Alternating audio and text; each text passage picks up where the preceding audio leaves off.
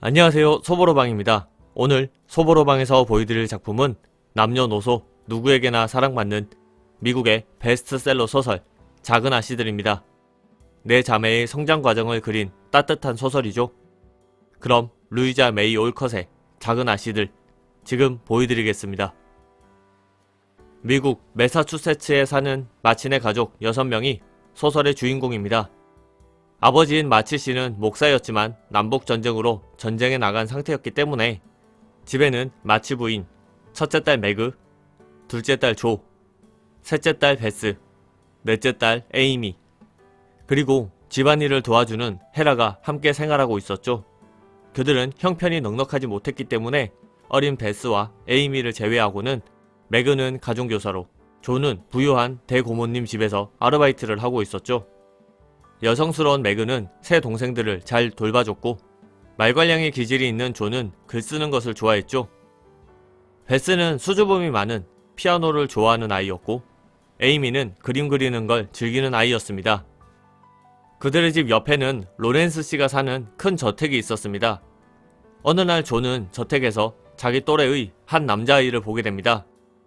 그 아이의 이름은 시어도어 로렌스로 사람들은 그를 로리라 불렀죠. 로리는 4명의 자매들과 모두 친해지고 특히 조와 더 많이 친해지죠. 로렌스 씨는 로리의 할아버지로 로리의 부모님은 세상을 떠난 상태였죠. 로리의 아버지는 로렌스 씨로부터 결혼 허락을 받지 못해 로렌스 씨를 떠났고 이후 부부는 아들을 두고 사망을 했습니다. 로렌스 씨는 자신의 손자 로리를 데려와 키웠고 아들의 결혼을 반대한 것을 후회했죠. 그리고 로리를 과잉 보호하고 있었습니다. 한편 로리는 영국에 있다 미국으로 왔기 때문에 미국에 친구가 많이 없었는데 때마침 조와 친해지면서 친구들이 생긴 것입니다. 로렌스 씨는 마치 부부를 알고 있었고 로리가 또래 친구들도 있어야 한다고 생각했기 때문에 자매들과의 교류를 반가이 여겼습니다.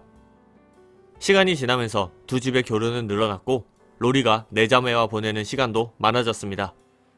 그러던 어느 날 전보가 왔습니다. 그들의 아버지 마치 씨가 위독하다는 내용이었죠.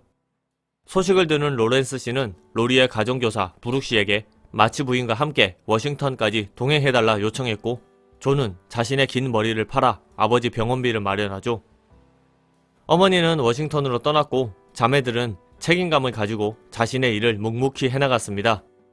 특히 베스는 집안일뿐만 아니라 성홍열에 걸린 이웃집 아기까지 돌봐주게 되죠. 그러다 전염이 되어 성홍열을 앓게 됩니다.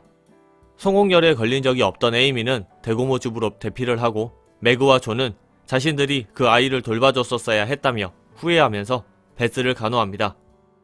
베스는 점점 위독해졌고 결국 어머니에게 소식을 전하죠. 어머니가 돌아오는 날 다행히도 베스의 상태는 많이 호전되었습니다. 얼마 후 4자매의 아버지 마치 씨가 브룩 씨와 함께 돌아왔습니다. 온 가족은 기뻐했죠. 그런데 조는 뭔가 심상치 않다는 것을 느꼈습니다. 언니 매그와 브룩 씨의 미묘한 관계를 눈치챈 것이죠. 조는 언니 매그가 이상하다면서 어머니에게 이야기했지만 어머니는 워싱턴에 있을 때 브룩 씨와 함께 있어 브룩 씨를 잘 안다며 가난하지만 괜찮은 청년이라 말했죠.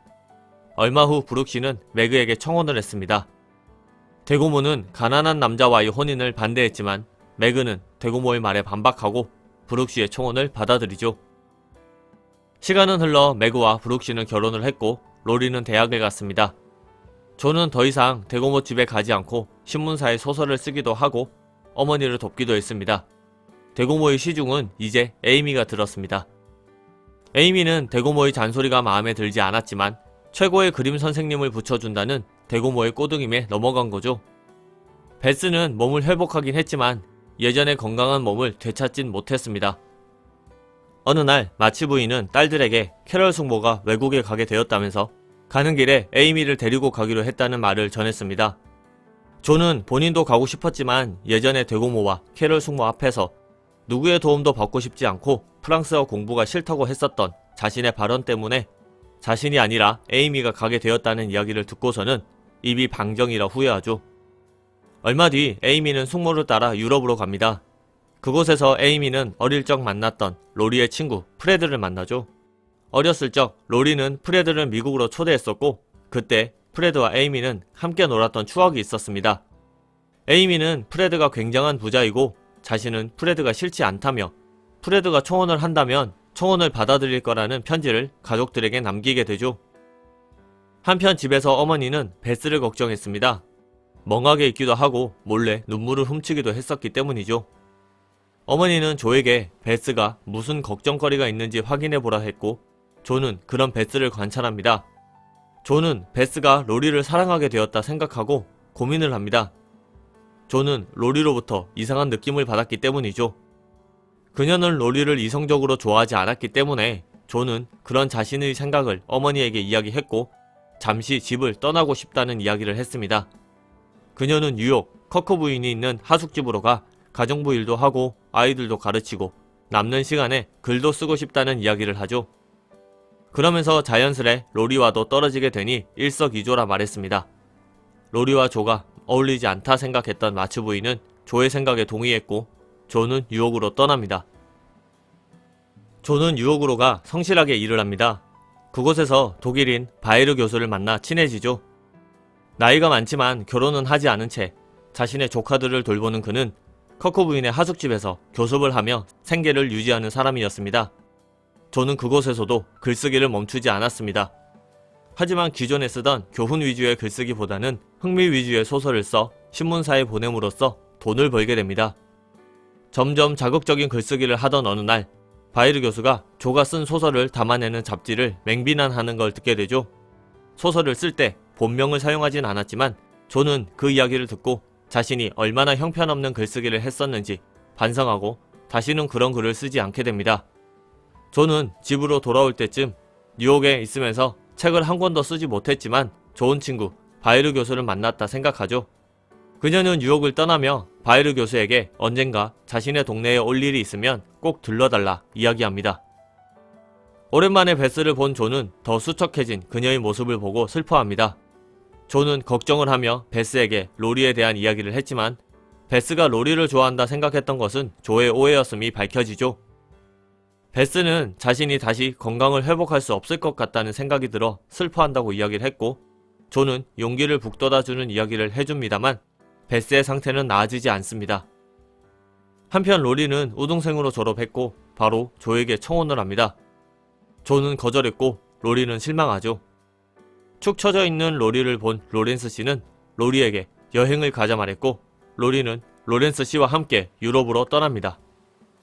로렌은 유럽에서 에이미를 만납니다. 둘은 시간을 자주 보냈고 자신들도 모르는 사이에 서로 의지하게 되죠. 에이미는 프레드로부터 청혼을 받았지만 거절하게 됩니다. 베스는 점점 상태가 나빠졌습니다. 온 가족의 보살핌 속에서도 건강을 회복하지 못한 채 세상을 떠나죠. 에이미는 타국에서 베스의 사망 소식을 듣게 됩니다. 로리는 에이미를 위로했고 에이미는 로리에게 더욱더 많은 의지를 하게 됩니다. 결국 로리와 에이미는 결혼을 하기로 하죠. 한편 조는 베스를 잃고 우울한 나날을 보내고 있었습니다. 매그는 데이지와 데미 두 쌍둥이를 키우며 행복한 결혼 생활을 하고 있었고 에이미는 유럽에서 지내고 있었지만 자신은 만나는 사람도 없이 집에만 있었기 때문이죠. 부모님은 조에게 글을 계속해서 쓸 것을 권유했고 그녀가 쓴 소설을 유명 잡지사에 보냅니다. 조의 소설은 호평을 받게 되죠. 흥미 위주의 내용이 아닌 자신의 소설이 인정받게 되자 조는 기뻤습니다. 그러던 어느 날 로리가 돌아왔습니다. 에이미와 결혼을 하고서 돌아온 것이죠. 오랫동안 떨어져 있던 마친의 가족은 온 가족이 모여 파티를 즐겼습니다. 그때 누군가 초인종을 울렸습니다. 바로 바이르 교수였죠. 그는 지나가다 조를 만나기 위해 들린 것이었습니다. 바이르 교수는 우연히 파티에 왔고 사람들과 친분을 쌓았습니다. 그리고 얼마 지나지 않아 조와 바이르 씨는 혼인을 하게 됩니다. 시간이 흘러 에이미는 딸을 낳았고 언니 베스를 생각하며 딸 이름을 베스로 지었습니다. 대고모는 세상을 떠났고 자신의 저택을 조에게 물려줬죠. 사람들은 조에게 저택을 팔아야 하지 않겠냐 물어보지만 조는 저택을 팔지 않고 학교로 쓰겠다 말했습니다. 바이르 교수와 자신의 꿈이었기 때문이죠. 그들은 넉넉하진 못했지만 행복한 나날을 보냈습니다. 마치 부인은 지금의 행복을 만족해하며 소설은 끝이 납니다.